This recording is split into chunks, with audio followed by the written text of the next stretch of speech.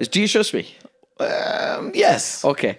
If I said to you, I want you to close your eyes Okay. and open your mouth, would this feel like you were in Belvedere this again? This is not the Patreon episode I anticipated. Okay, I've got you something. Okay, I've got you something. Can I not put what did I open my mouth? No, you can't. No, you have to taste this. But it could be Are anything. you prepared to do it? Yeah. Okay, well, close your eyes. Now, Yeah. you're not gonna like. Go on. What are you going to say? Just like I'm very vulnerable, You are vulnerable. and I just like. This proves how much you trust me. Okay, right. So close your eyes. Yeah, my eyes are closed. I'm going to get something, and I'm going to put it on a spoon, and it's only illegal. It's only illegal, and I'm going to feed you. I mean, I feel really uncomfortable doing the feeding. You know, bit. there's a lot of things I don't like. Okay, right now. Oh, here comes the plane. Here comes the plane. Right. Okay. Here. Yeah. Take it. Oh my gosh, tiramisu. Yes. Oh my god, it's my favorite thing in the world. Here. I'm not even opening You my can eyes. open your eyes now. Oh. Imagine if you open your eyes now, it's in the nip. But here. That wasn't a spoon. Oh my god, He's a I had cold, a fit when I metallic- first sniffed it, Yeah. and when I first sniffed it, Yeah. through my olfactory Processing device, centers. processing center, Yeah. I did have a fear, and then when I felt it on my tongue, I did have a fear Yeah. that you were pranking me, Right. and that it was going to be a big spoon of peanut butter, which I hate, and I probably said on the podcast before that I hate peanut butter. So Wouldn't it have been amazing if I guessed the one thing that you had a massive anaphylactic reaction to? that would have been hilarious. Yeah. And you're. So that is not only tiramisu. It is not. So what is good. what is better than tiramisu? It's that has been in my car for a week and a half. I did a gig the other night, and my friend Reb's Lightbody, who has come to a couple of shows, and our parents came to a couple of shows. I said, "Listen, I'm in your area. If you and all your people want to go to the gig, come along."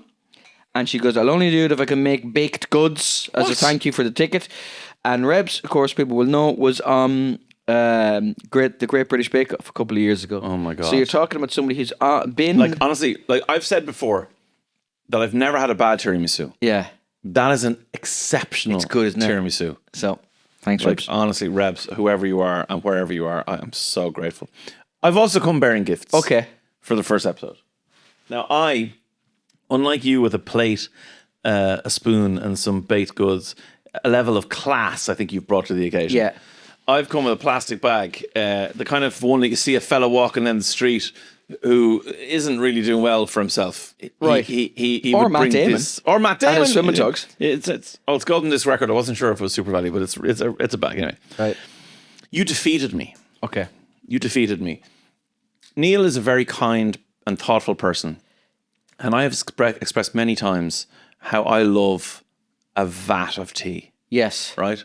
And I have 4 big mugs in my house. Yeah. I have a Star Wars mug, which is oversized. I have 2 Sports Direct mugs. And I've got a handmade mug from a listener to my radio show that says on it, "Dave, I like your big mug." And it's an oversized mug because I said on the radio that I like a big mug. Neil was away on holidays. And Neil, we had some trouble in the last couple of seasons of, what was that, with Neil's internet. Okay, yeah. It was just bad. Bad And when you're internet. trying to do remote recordings, It's very frustrating. it's frustrating. But I'm a patient guy. I don't mind. I'll forgive Neil. Neil bought me a mug that says in Spanish, one of my favorite languages, paciencia, which is patience. And he gave me this, and I looked at it and I went, that is so thoughtful, because not only does it have a reference to a little bit of our relationship here, Yeah. you know, and you're appreciating me and I'm forgiving you and your terrible internet, but it's also a big giant mug. I've never said these words before, but you've defeated me. 5 words. This mug is too big. It is too big. Give me the mug back. I'm not. I'm donating the mug to do. our video. Now, our table is terrible. Like, I love the table, but it's nothing about it is right. But anyway, for the moment, it'll sit upon Neil's countdown mug and my Dave Moore mug.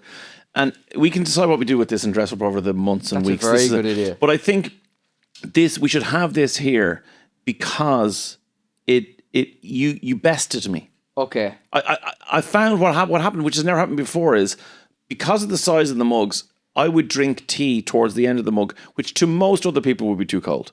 To me, it's not too. I love the process of the start where it's a bit hot, and then by the time I get, I'm like the last. I'm chugging it down. It's like refreshing, rehydration. The tea is.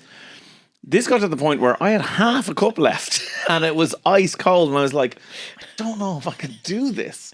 And I tried it, and I tried it again. Yeah. I tried it on a day when I hadn't yet had a cup of tea because I was out coaching I like football. the way you're trying to outsmart. No, I was the trying cup to of see, tea. and I couldn't beat it. It's about, I'd say 17% too big. How do we know how much it takes? No, but surely we can find that out. Okay. We should actually get something and figure out It's how much from it is. It looks like it's that shop in Spain, Alehop. So it looks like it's twice the size. oh, it's a lot of more than twice. standard It's a lot more. mug. Than, Is look, it? because look at the width of that. Jesus Christ. Like it's on camera. Like that is The girth of the it's mug as is big as a impressive. head. So yeah, so I think that should remain here. I think that's Okay. the first thing. Okay. The second thing is, do you trust me? Yeah. No, I'm not going to make you close your eyes and open your mouth. But I figure that because we're going to be doing, this episode, we're going to do a new episode every week. Yeah. And a new Patreon every 2 episodes a week. I figure that we might need some sustenance. Obviously, you're going to provide me constantly with Reb's tiramisu. Yeah. Constantly. Yeah.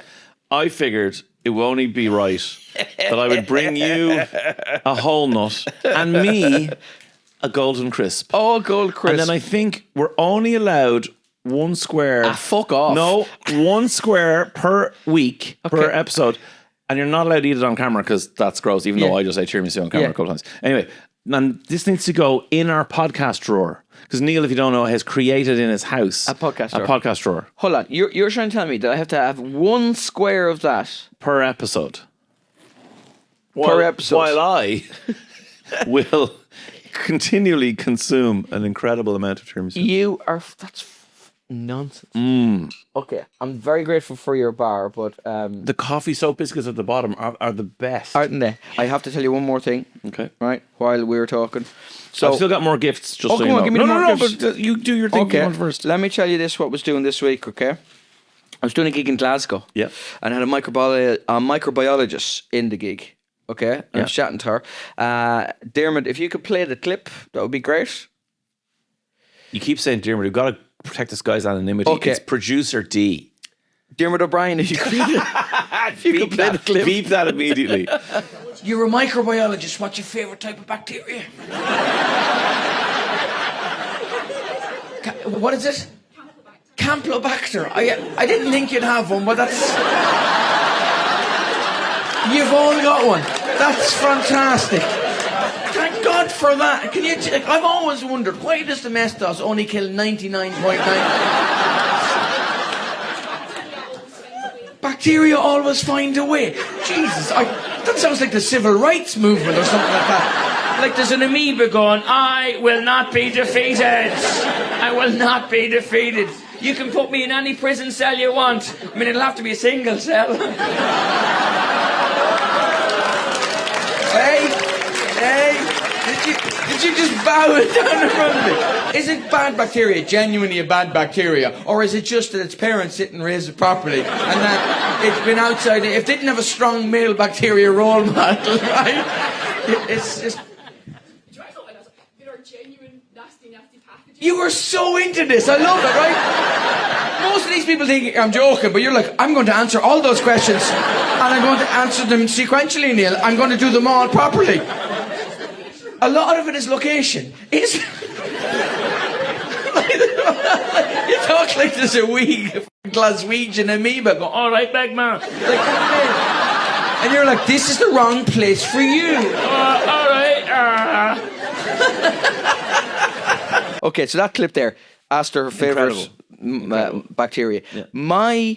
I put the video up because I love how enthusiastic she is. I love that it's playful. I love that we're having a bit of crack. It has gone apeshit. Basically, my Instagram has clogged, in the best possible sense, with people sending me their favourite bacteria, right? Really? Like insane. That was the question you asked. What's your favorite bacteria? Yeah. Well, that'll be in the clip we just played then. Yeah. So, did you know there's a Salmonella Dublin? No. Yeah, there's a Dublin salmonella. Yeah, yeah. And if you don't know, salmonella is the Irish for another salmon. My maths teacher in school once walked into the class. He was an eccentric chap, and he drew a fish on one side of the whiteboard. It was a blackboard. So in the 80s, it was a blackboard. Then he walked out of the class for 20 minutes. Then he walked back into the class. And he drew another fish on the other side of the board. And he walked out of class for 15 minutes. And he came back for 5 minutes, and he stood. And he didn't say a word. He just pointed, as in anyone, Bueller. No, no, do. And he went Salmonella. And he just went salmon, salmonella, and walked out of the class. Yes. The bell rang. Yes. What a waste of money that private school was. You can do that with nuts as well. Can you? Nutella. Nutella. Another nut. There is a salmonella Dublin. It affects cattle badly. Right. Yeah, you basically shit yourself, but go, yeah, right, yes. But you heard in that question, when I was talking to the microbiologist, I said, why does domestics only kill 99%? Yeah. 0.9% of germs? Yeah. As a jokey joke, Yeah, right? yeah, yeah. So someone answered it. Oh, stop. Yeah, which I absolutely love. So Twisted Doodles, Maria Boyle, who He's a brilliant artist. yes, answered this question. Okay. She used to test disinfectants. No way. So I went off and looked at what she said, and I basically backed up exactly what she said. Okay. She was 100% right. She does Twisted Doodles. She does illustrations for New Scientist, actually. So the reason that a disinfectant only kills 99.9% of germs or 90% of germs. So a disinfectant is usually like something that kills bacteria, viruses, microbes. By the way, it's odd that my microbiology video went viral, but anyway, that's it. That's a different joke. Very good. Okay. Is because you've heard of exponential growth. Do you remember? Sure. During COVID, we all knew about exponential growth, and it just becomes massive. The numbers grow at an ever accelerating rate, and then, you know, for example, if you had a colony of, say, 100 bacteria, and if it doubles every hour, 24 hours, that's 1.5 billion bacteria. Right. Conversely, so that's how something is exponential growth. The killing or inactivating of